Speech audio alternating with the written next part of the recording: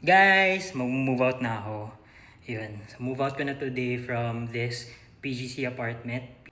So, napalinis ko na-move out ko na lahat ng mga gamit ko, naligpit na. So, yung natitira na lang dito will be yung mga stuff na owned by the owner. Yun. So, ayan yung TV, yung table. If you recall, meron akong malaking work desk dyan. Wala na siya, naligpit ko na. Yung bed sa kanila yan. And then yung couch. Syempre yung microwave, ref, and even yung mga ilang plates sa kanila yan. So, iwan ko yan dyan. Yun, malinis na. Wala na rin yung mga gamit ko dito. I'm having mixed emotions kasi this has been my home for the past 3.5 years. Ang dami kong natutunan dito. Lots of memories made here. I'm sad but at the same time happy kasi and excited kasi I'm moving on to the next chapter of my life. Yun. Share ko lang guys. Yun.